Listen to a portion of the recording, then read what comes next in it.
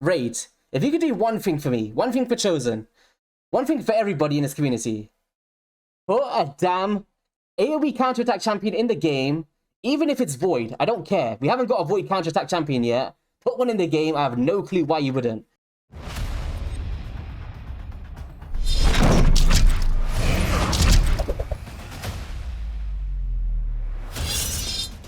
What's up guys, YST here and welcome back to another Raid Shadow Legends video.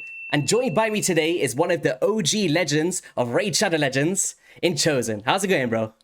Hey YST, thanks for having me on your channel. First time, man. It's good to see you. Yeah, I've actually had a bunch of comments over the past year, I'd say, like, do you have a problem with Chosen and why has he never been on your channel? And I'm like, no, me and Chosen get along a lot, actually. I mean, if only people knew how you treat me behind closed doors. Yeah, if only people knew the truth. Yeah, we got some personal vendettas, but we managed to clear it up over 2023. I made it a bucket list thing. I was like, me and Chosen are gonna squash the beef. There you go, let's do it. Yeah. Let's do it. But actually, before we get into this video, we just had the recent patch of like the buffs of the champions of Tila Gormain and stuff like that. Which was your favorite buff out of those 3 champions? Did you have any that you thought, wow, this is really cool here? Yeah, I think all the changes were pretty good. I don't think anything, brought somebody into like Platinum Arena meta or anything. But I thought they were all necessary changes. I think there's 3 champions that were in need of some love. Probably Tila with having more AoE HP burners is nice. So I think that'll be a good addition to the game. Yeah, I think I agree. I think the Tila one was cool. I've actually always been a big fan of Tila personally. I'm like, I got a sweet spot for her. And whenever I use her in Faction Wars, everyone's like, get her out your team, YST. I'm like, don't worry. One day she's going to get a buff and it's finally come. We're just waiting we're waiting for the Jing 1 V2. I might have to say it 10,000 times. Have you seen that video when I said it 5,000 times on stream? You said it 5,000 times? Yeah, so I sat on stream and I said Jing 1, Jing 1, Jing 1 5,000 times by clicking a button. And then 1 week later, Plarium actually buffed Jing 1. And then okay, so you had it like automated. You didn't sit there and say it. No, live on stream, I said it 5,000 times, like a challenge. I thought you said you hit a button. Oh no, just for the click, so people know that it's not fake when they watch back. You get it? Oh my gosh, you actually said it 5,000 times. Yeah, you madman. Yeah, it was crazy, man. But I don't want to say it 10,000 times. So Raid, please, if you're watching this video, just buff him already, please. And guys, also before we get into this video, Chosen is trying to reach 100,000 subscribers. I don't know how you're not there yet. And if anybody by some reason has not subscribed to his channel and you enjoy my content, believe me, you will enjoy Chosen's. Go drop him a sub. He deserves all of that support in 2023 as one of the OGs as well. Go show him some love. But anyway, straight into this video, what we're going to be talking about is 20 champions. We've got around 10 each that we've written down, basically based on epic champions that's equal to or better than legendary champions. So we've kind of been very subjective here, and we wanted to choose just 10 each, so we're not mentioning every single epic in the game. But if we do not mention one that you guys really love and you want to hate us in the comments, that's completely fine. Let us know below and we will read out your comments and stuff. But all right, Chosen. Do you want to get into your first champion that you feel like is better than legendaries? Well, sure. So when I was kind of sending you a list, I put Godseeker as the first one. Yeah, I was kind of going the order that I sent you. I didn't go like 1 through 10. I just kind of wrote them down as they came to my mind. But I think just we're seeing that no matter what content comes out, Godseeker ends up being, a game changer, like the Sand Devil Necropolis and all of that. So I tend to like champions that bring something special to the game, like a reason you want to keep this champion because they do something that that no one else does. And Godseeker slots in there. You just can't really go wrong having one built. 100%. I feel like this is one of those champions you can actually build multiples, because for the duo team in Sand Devil's Necropolis and then also the Iron Twins Fortress, you actually don't want War Master on your champion, right? So if you want one for Sand Devils and Iron Twins and then one for Hydra Boss and Demon Lord, you can actually afford to have 2 of this champion and see a great value of it. But yeah, I strongly believe that she should definitely be up there. If somebody said to me, yo, this is a legendary champion, I'll be like, give that to me because I want that. Yeah, there you go. It's good to have some strong epics because they're cheaper on the books and investment part. So it's good that they have at least some strong ones. Yeah. All right. First one for me. We're going to go into Skytouched Shaman. Now, if you do disagree with any of my choices today, I'm happy to argue with you over them. But with this champion, I would actually put her as one of the best, if not the best, passive healer in Raid Shadow Legends. And it basically comes down to a very unique passive with the Bloodstained Ritual, where her heal increases by the value of the damage on this champion, basically. So the less HP she has, the more HP she's gonna heal on all of your allies. And what makes this so remarkable is there is no cooldown to this. So talk about Iron Twins Fortress, talk about Bommel teams, talk about teams in general. This is literally one of the best heals because it reads in a very weird way. For people that don't understand how this works is, it says, damages this champion by 10% of their max HP at the start of each turn. But the key here is the full stop. Heals all allies except this champion equal to half of this champion's lost current HP. So the way that it reads is, it's going to damage this champion by 10%, then you're now going to heal by 5% of that damage taken, right? In fact, it works as her total HP. So if she's got hypothetically 50,000 HP, but she started with 100k, you're going to see a 25,000 heal with that 50% heal there. So it's very, very strong. What do you think about this champion? Do you like her? Yeah, like I said, I like interesting champions that bring something to the game, and Skytouched definitely does that. So I like that pick. And yeah, she's an amazing healer. I remember there was a time where people were putting her in like arena defenses and stuff. So yeah, and you know, the revive on death can be super clutch in new places like the Sand Devil. So yeah, I really love her kit. And she's worth playing around with for sure. 100%. And she's definitely, I think she holds the value of not needing books in specific things as well, which is great. Like if you just want to just for a quick block debuffs and removing of debuffs in arena, like you can get away with not booking this champion and it'll be perfectly fine. So yeah. But all right, who we got next on your list?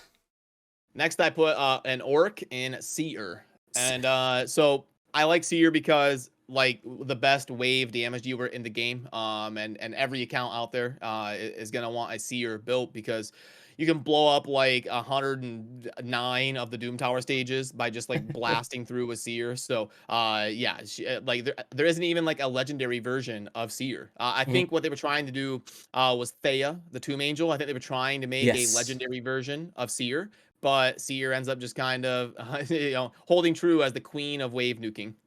I actually find it a little bit weird that they wouldn't want to bring in another champion like a Seer. Like, I understand that it's very busted, but there is a champion in the game like that who's an epic, and I don't see why they wouldn't want to bring in a legendary version that might take less, I guess, less buffs on the champions and make it a little bit easier to tune in teams just from being a legendary. But yeah, I agree. It actually took me 2.5 years to actually pull a Seer on my account. So I did my first 3 Doom Tower rotations with Coroner and Maneater. So it was a pain. Oh, so like 30-minute runs. Yeah, pretty much. Coroner is one of like the slowest champions. It was, oh my god, it was brutal. But we managed to get it done. We got those sacred shards, and then now I've got a Seer. It's like, I promised myself I would never use it, and then I was like, do you know what? I'm going to fold in. I'm going to put this in my team now. So yeah, I agree. Probably one of the best epics in the game for sure. All right, next up on my list is actually going to be, do you know what? Yeah, I'm going to throw her in there. It's going to be Conellia. Now, are you aware of the things that I've done with this chick, or have you not seen them? I know there's admittedly, I have not played around with Conellia on my account as much as I probably should have, but I know there's some cool things for, you would definitely know way more about this champion than I would though. Yeah, so basically what I did with this champion was I created compositions to take down 5 of the Doom Tower bosses with solo strategies on the highest stage of the Doom Tower. And I thought that was pretty remarkable, and not many champions can do that. Also, she was the first Magic Affinity champion that's not Spirit to solo Bommel in this game. No, every other solo champion, has been the Spirit Affinity, and I broke that down with Nub Braids in a collaboration around 2 weeks ago. So being the first Magic Affinity one, very, very cool. But I don't even want to speak about the Doom Tower stuff. I want to speak about the A2 as well, because she has a 100% chance to place a sleep, and whenever an enemy loses the sleep debuff placed by this skill, has a 50-50 shot of replacing it with a fear debuff for 1 turn instead. Now, when you think about Arena, right, and you don't have a Kaimar, being able to just place a sleep debuff, not worrying about affinities, is very strong. And also the way that this works is, for anybody that's not aware, even if it gets removed, let's just say hypothetically a Mithrala Lifebane strips off the sleep and then they're trying to get back into the fight, you will still actually have that chance to replace with the fear even though it got stripped. And that's a very unique A2 ability there, because being able to sleep, lock them out, if it gets stripped again, have another shot to lock them out, is actually very, very strong. I really feel like she holds a lot of value in this game, especially for progression. Also with the speed aura of 18% in all battles, very, very cool. So Yeah, that's kind of and my also thing. on that A2, for an epic champion, you would expect that A2 to be a 4-turn cooldown, but it's actually a 3-turn cooldown because it's got like the AoE CC. So yeah, very, very good for an epic champion. Yeah, I think she was one of the champions that helped me beat the faction wars with a 3-star with like a budget team as well, because of the way that you use this revitalizing rest, fully heals the champion and their turn meter. So whenever you get ignored by your defense, you wake them up, boom, straight back into the fight. So yeah, very strong. Who we got next?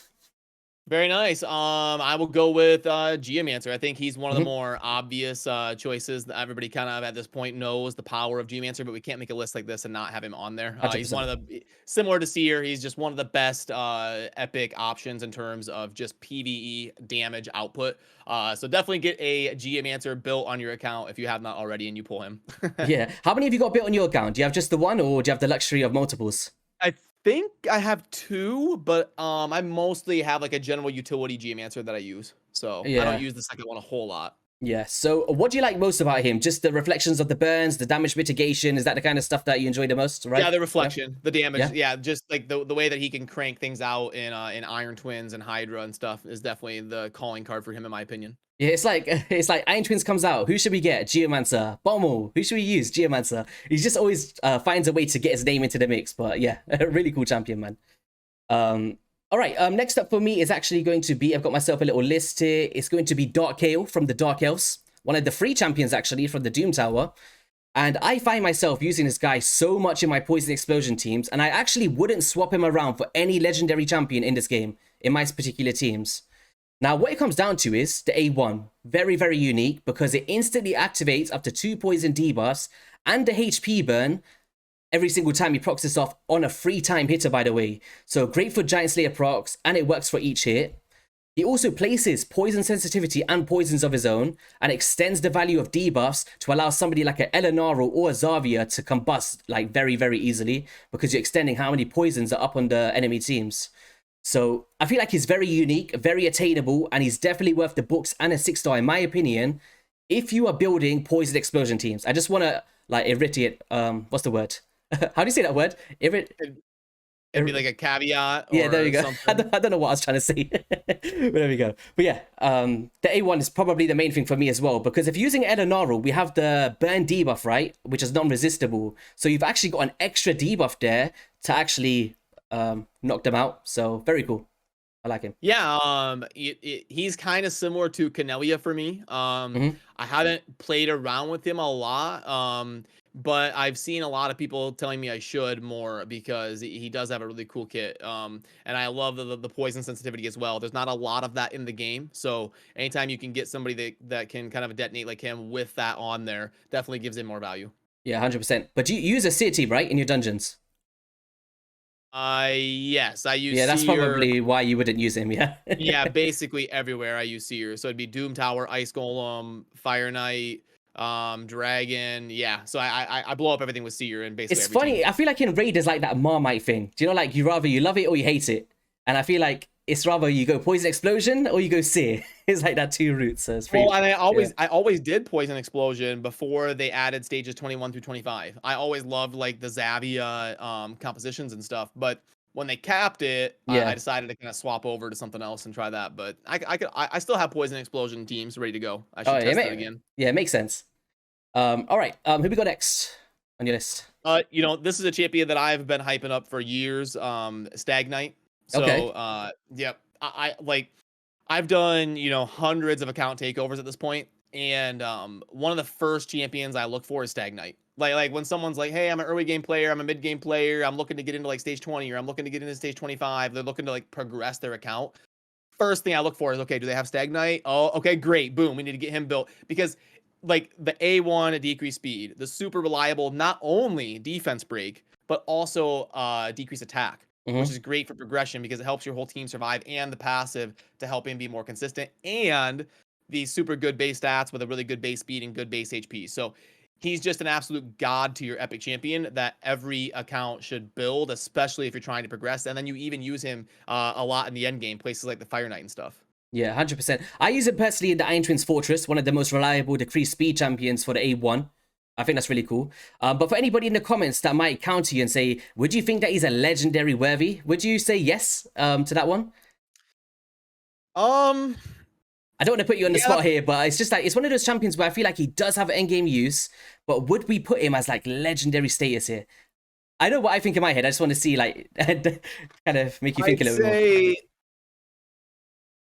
more. Gosh, we don't have a whole lot of super reliable decrease speed on A1. So probably just because of the utility of his kit, but I would say if he's a legendary, that hopefully his base stats would be a little bit better. Yeah. Do you know what? Actually, I agree. I think he's. I think if he was a legendary, he would be in like maybe the lower areas. But I feel like for what he does bring is simple but effective, right? Decrease speed, decrease attack, drop defense, everything you need in vast majority of this game. And actually, the thing that puts him there for me is the passive. And I think the passive is very, very unique in the way that it works, because I'm sure you're aware how much accuracy we need for these new dungeons, right? Like this, the Iron Twins Fortress. Now, if you abuse this in the right way, because it doesn't have a cooldown, places a 50% increased accuracy buff on an ally for 1 turn each time an ally has a debuff resisted by an enemy. So let's just say you build a Geomancer, right? You put him in 200 accuracy, 250 accuracy, you're struggling to get to 500. If you actually force Geomancer to open with the A1 and get a resisted on his accuracy debuff on the A1 ability, it will actually force the increased accuracy onto your Geomancer, allowing you to put the burn out on the next turn. And if you get him in a cycle where he's resisting, placing the burn, resisting, placing the burn, and lock off the A2, you can actually abuse this in so many ways, especially for Iron Twins. So I think for that reason is why I would put him in that legendary status. But I feel like not everybody looks at the passive like that, but it can be abused in that kind of way. I've tried it out. Yeah, no, the passive gets underrated for sure. So no, that's a lot of people think that it's just Stag Knight that the passive affects, but you're right, it is allies as well. Yeah, very, very strong. All right, here we got. Is it me next? Yeah, it is me next. Yep, you're up. You are up. There we go. So we're gonna go into the Shadow King, and it's gonna be Toragi the Frog. Now there is one main reason for this, and it's gonna be Clan Boss. And I think he's one of the best champions in the game for Clan Boss. And if you pull him early to mid game or even late game, you should be laughing out loud, because this is, I think, correct me if I'm wrong, right? This is the only champion in the game that has ally protection and shield in the same ability. So we're not talking about you got a shield on the A2 and then ally protection on A3. I believe that this is the only champion in the game that has a shield and ally protection in the same skill set. I feel like it exists somewhere else. I know like Chris does it like passively, like he places a shield and then he casts, but like you might be right. I feel like it's somewhere else, but I can't think of it off the top of my head, so maybe you're right. If it is, it'll be maybe 1 or 2 maximum, but I don't. The thing is, it's definitely super rare. Yeah, so basically when you pair it in those like Lydia extendable shield teams, right? This is one of the best champions to pair with Underpriest Brogni in the game because of this. Because he's got the shield and the ally protection in the same skill, meaning that you can place it at the same time. So then Underpriest can come through, extend the value of it, and allow you to keep yourself in a rhythm without needing multiple champions or taking multiple turns, with it being on a 3-turn cooldown. So I feel like for that reason alone, definitely legendary worthy. But on top of that, if you kind of find your way like to an unkillable team, you don't need Toragi anymore.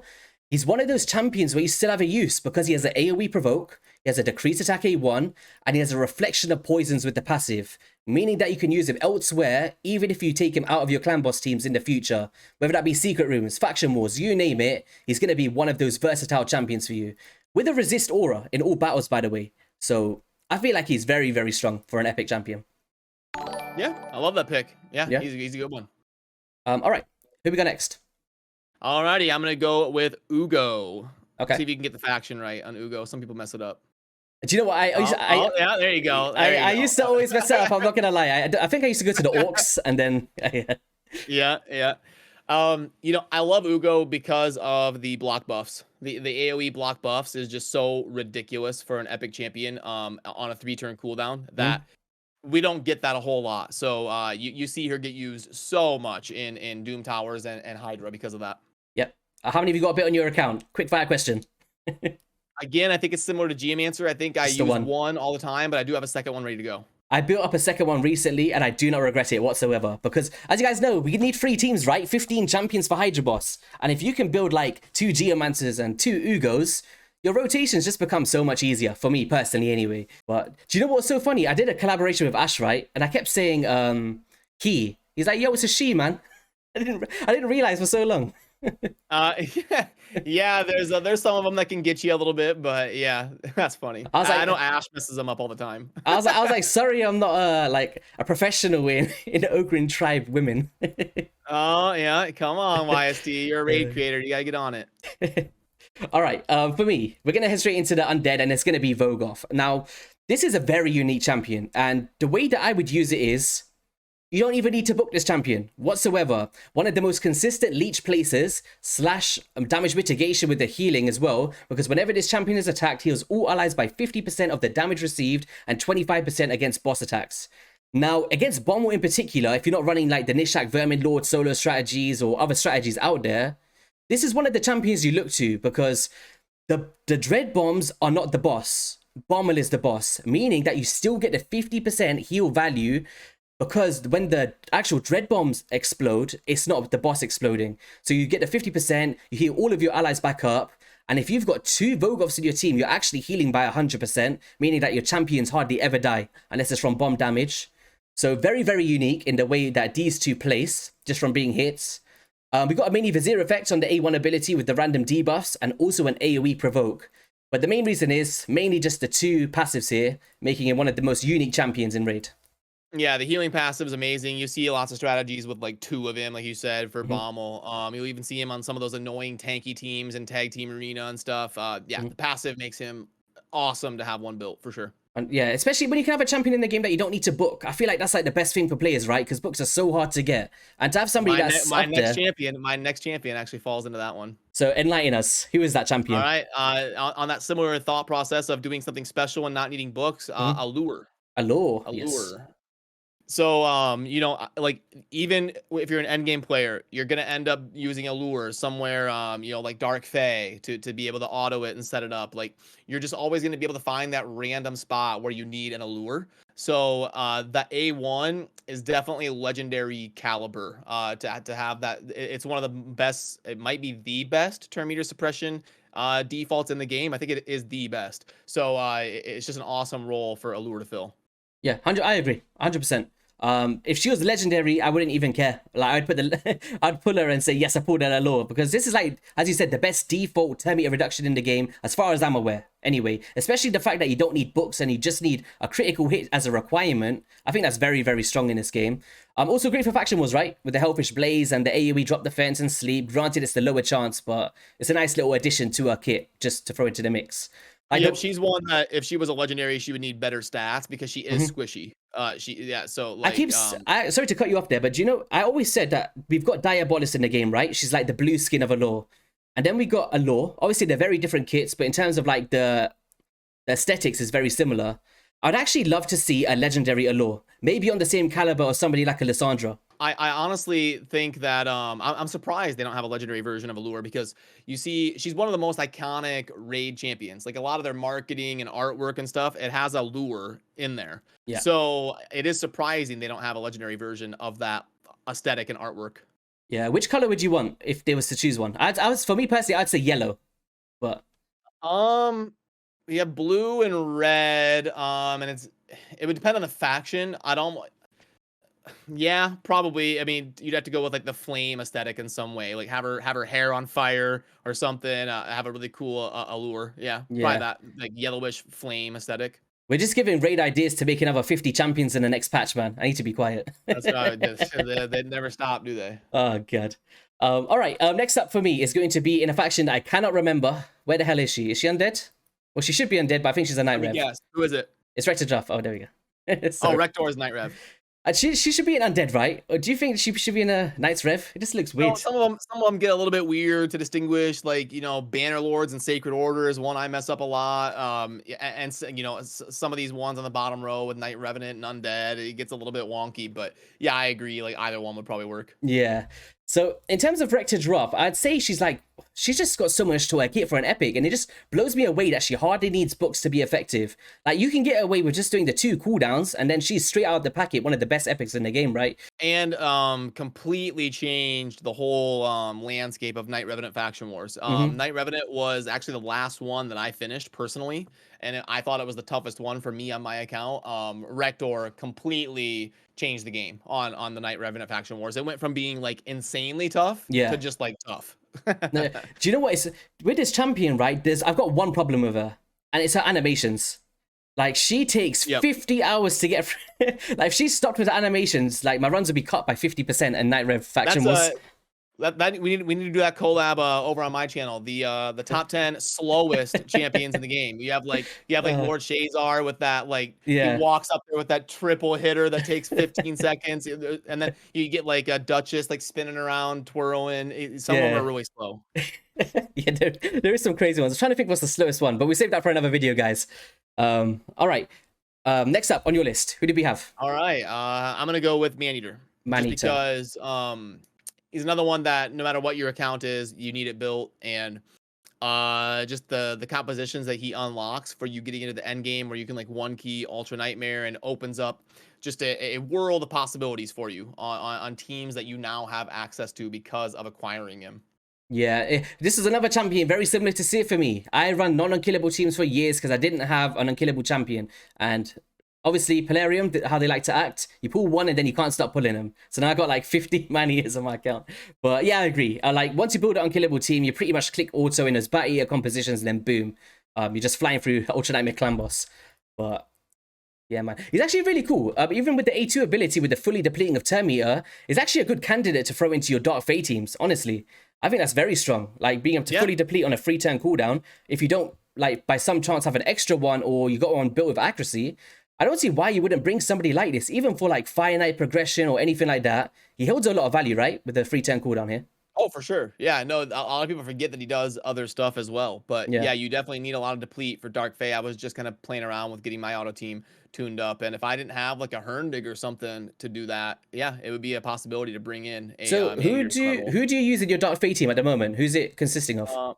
It'd be Lysandra, and then Allure, Herndig, Stag Knight, like I talked about. I bring him for the defense break and the decreased speed. Yeah. And then the last one, I don't remember who is in that flex spot. Probably a max HP champion or something like that. Who is it? Look at this, guys. We're putting Chosen on the spot. All right, it's it's Cold Heart. Yep, you're right. Cold Heart, yeah. Heart. Because I played it. The reason I forgot is because I had like those 4 with Sandra, Allure, Stag Knight, and Herndig, and then I kind of played around like Royal Guard, Cold Heart. Like, who do I kind of put in there? Yeah, I'm a big fan of Royal Guard for that one. I think Royal Guard is very strong for that thing. But anyway, let's go into my next champion. It's going to be from the Undead Hordes, and it's going to be Husk. Now, this champion, like, you're an OG, right, of Raid. I'm sure that you can agree with me that this champion was benched over like a Cold Heart and a Royal Guard. He was just he kind of was looked upon as the worst max HP champion out of like the Septimuses and stuff, right?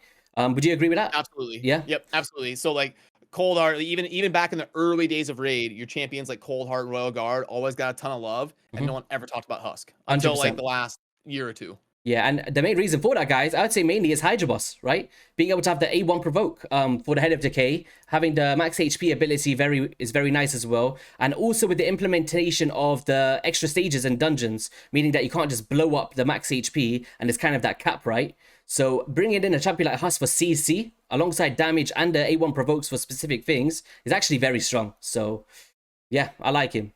Do you currently use yours in a Hydra team, or? I don't know. You don't. But he is definitely a solid option. He's like, if I didn't have Geomancer and some of these other, yeah, he would be in there for sure. Yeah. All right. Who we got next? Well, in that vein, we were just talking about him, Royal Guard in the High Elves. Oh, there we go. Yeah.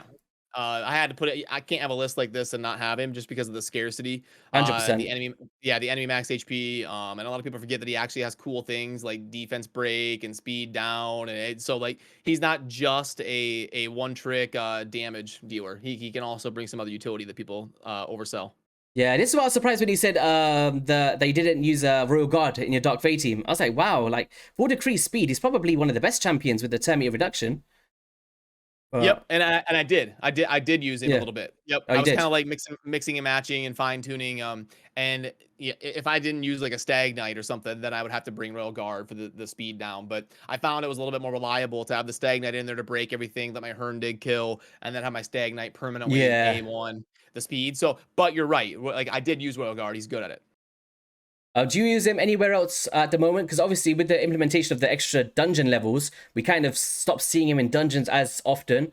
So is there anywhere that you would recommend players like in the more end game-ish, like once they start dropping off from Stage 20, of where you'd use it apart from Dark Fae, I'd say? Yeah, it'd be like, it's tough on Ice Golem because then your teams can kind of not be 100%. I would say for me personally, I probably use him like, it might be Faction Wars only now, honestly. Only Faction Wars, yeah. Yeah, just because the new, I used to use him everywhere, but the new dungeon levels really capped that. Yeah, 100%. But I think, guys, for anybody that just think, obviously we're saying a legendary list, we're not saying that he's trash or anything in the end game, because he's still using the Dark Fae, he's still using Hydra Boss in many teams, by the way, and he speeds up Faction Wars like a breeze over CVC for us. So yeah, very strong champion, stood the test of time as well, and great for aesthetics. All right, my next one is actually going to be from the Sacred Order. Oh, for God's sake, YST.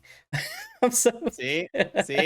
I just talked about that. It happens to me too. Don't feel bad. There we go. So Ursula the Mourner, Bannerlord's faction. And this champion took me so long to max up. I don't know why. I don't know what it was. She's kind of like a reskin of, what's her name? I'm gonna go find that champion real quick. Of Martyr, right? Where's Martyr? Sacred Order. A little bit, yeah. It's kind of like a dark martyr. Yeah, it's like a dark martyr. Yeah, I think it's the same face. Yeah, it is. Yeah, that's a dark martyr, right? Yeah, kind of. I mean, it's hard to tell because you got like it looks like an undead champion almost, but yeah, kind of. But yeah, in terms of the kit though, we've got Revives, we've got Filling of Turn Meters, Increased Defense and Strengthen buff on all allies for 3 turns. We've also got the AoE Decrease Attack, very, very strong for an epic champion. We've got the decreasing of the target's turn meter by 10% and a speed in Doom Tower battles by 24%. But the main thing for me is this ability here is very, very strong for an epic champion, having all of this in one skill set. But do you use Ursula that much, or? I don't. Yeah, but you're right. That ability with a revive, a strengthen, and defense up on one ability is just completely cracked for an epic. But that's why it's a 5-turn cooldown. Yeah, but the duration is for 3 turns, and if you put on the mastery, you get that chance over 4 turns. So I feel like it's because I think the reason why I'd put it in this list is because of that 3-turn duration. Very similar to somebody like the same reason for like an Iron Brago, just for the sake of a comparison, because he's got the 3-turn increased defense, and that's why people love that champion. So yeah, long cooldowns, but very unique kit for an epic champion, and definitely holds that value for me. For sure, love that pick. She's great. And I'm actually down to my last 2, so I'll go with Deacon. I think we'll see if you can get the faction. There you go. Yeah, there you go. I love Deacon, so yeah, no. I love, so what does it for me is Deacon getting the extra turn. So he can literally be 2 champions. You can bring him in as a turn meter suppression and a defense break, and he's just gonna pop off and go boom boom, do both, and he's so good in end game areas. I almost used him in that Dark Fae team that I was talking about. So yeah, he's even end game players are gonna get some use out of him. Yeah, I agree. I'd say he's legendary weather easily, and the leech on the A1 makes him so strong for Dark Fae, because if you don't manage to fully control the turn meter of the boss, you can actually put the leech on, which can allow you to heal by 18% of the damage inflicted, which scales off like War Master procs for anybody that wasn't aware.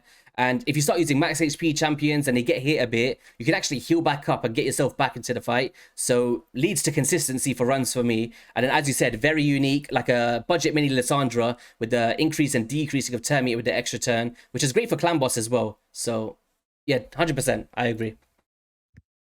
And I believe we're getting down. Do you have 2 left? I don't know, No. I feel like I got 1 left. I have to come on my YST channel, and I have to count for him. You see how this works? I feel like I put 1 less or something on my list, so I just can't count. That's all right. We'll each do 1 more then. How about that? Yeah. Go for it. All right, so my next one is actually going to be from the Ogrins again. You guys get the theme. There's loads of them going on. And it's the only epic AoE counterattack champion in Raid Shadow Legends. I'm calling you out, Raid, right now. I'm getting the Genzo mask on. Please, in 2023, Raid, if you could do one thing for me, one thing for Chosen, one thing for everybody in this community, put a damn AoE counterattack champion in the game, even if it's Void. I don't care. We haven't got a Void counterattack champion yet. Put one in the game. I have no clue why you wouldn't. Now, Chosen, would you agree with me on that? Like, what's going on here? Agree. I do agree.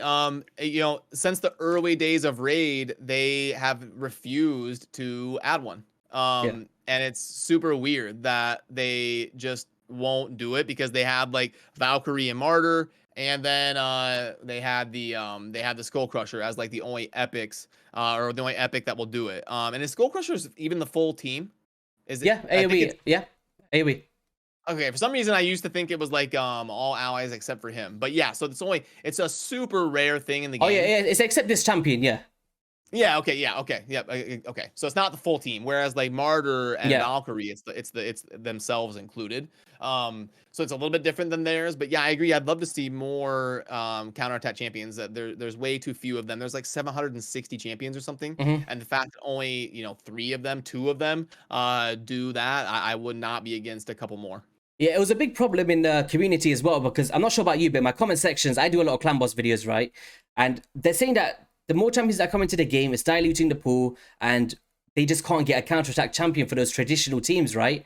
And this is a big, big stepping stone for many players to get into Ultra Nightmare, because not everybody has unkillable teams, right? And those classic 4-3 teams need a counterattack champion, like a Skullcrusher at least, to be able to survive like enough turns to get a 2-key. So I strongly believe they need to add more. If not, put a guaranteed Skullcrusher for all players. Like, honestly, this would be an amazing guaranteed champion, and I don't see why they wouldn't do it for like 30 Ancients or whatever. So, well, or just add it to the permanent fusion like Relic Keeper. Yeah. I think that that's a huge plus as well, because it'll give people that incentive of, oh, I've got a counterattack champion, and now they're excited to get to Ultra Nightmare. So, yeah. Maybe one day. We'll keep dreaming. we'll clamor for it. Yeah. I like that one just because of the scarcity, which I'm a big fan of. And then my last one is Doompriest. Doompriest. Doompriest is a champion that ages like fine wine. It's the passive, it's the consistent and constant cleansing and healing in the same ability every single turn, relentless set, all of that. High speed is an absolute carry for faction wars. So not only in some of the boss fights and stuff that she's great in, but you can't really go wrong investing in her, because you'll always use her in faction wars almost, for most teams. And similar to some of the other champions we had on this list, does not need books. So out the box, good to go, set her up, and let's rock. And for anybody in the comments, I just hear that one dude in the comment section. Please don't say just use a 200 rock, because that is a void legendary champion, all right? I understand that they've got very similar passives and stuff like that, but this is a champion that is worthy to be a legendary regardless, and there's no reason why 2 champions can't coexist in the game with like a similar status, even though I put 200 rock way above, right? Don't get me wrong, but for sure, yeah. But for the vast majority of players, being able to take a champion straight out of the packet, throw them into almost any team in this game, talk about Clan Boss cleansing the stun, talk about the Eternal Dragon cleansing all of the active skills and the crazy stuff they throw at you. This is just such a great champion that always finds herself putting herself in teams very similar to that Godseeker Aniri effect, right? You put her in a team, she's going to do a value, and that heal is substantial as well. So, yeah. Yeah. Just wanted to throw that in there. I could just hear that one dude saying 200 rock, and that's oh, there's always that one. And it's always someone that watches for like 10 seconds, then they get mad. Well, lucky we left that one till last. But I don't know. Are YST's viewers nice over here in this neck of the woods? They're really, I don't get too much of it, honestly, but yeah, he is. That's good. Be nice to YST. He's a good guy. He's a good guy behind the scenes too. So don't be leaving him nasty comments. There we go. But all right, Chosen. Thank you so much for coming on the channel today. I appreciate your time and coming to speak about these champions that's better than legendaries, in our opinion. That's right. Hey, no, it's always fun. We need to do this more often, once every month or 2 at least, because it's always fun touching base with you. I appreciate you inviting me. 100%. And what you got going on your channel in the New Year's? Have you got anything planned or anything that people can go and sub and check over what's going on? Yeah, just doing it's actually year number 4 for me doing Rage of Legends content. Congrats. I'm gonna hit my 4-year anniversary in about 2.5 months. So it's been a fun daily grind for coming up on 4 years, and yeah, same old. We're just trying to play efficient, manage resources, build infographics, build spreadsheets, do collabs with other creators, and I try to get in 1 or 2 a week and try to get a broad perspective of opinions, and just kind of doing some of the stuff that you're doing as well. Yeah, it was funny, right? I was watching back the podcast with Saffron Man. I think I mentioned this to you before as well, where you came in as like a special guest at the end, and this is kind of like a bucket list thing for you coming on my channel. It's like really cool, because I don't know, it's weird because when you start off at a game, I think you can agree, it's like you grew up with the OGs and it's just like, it's just normal, right?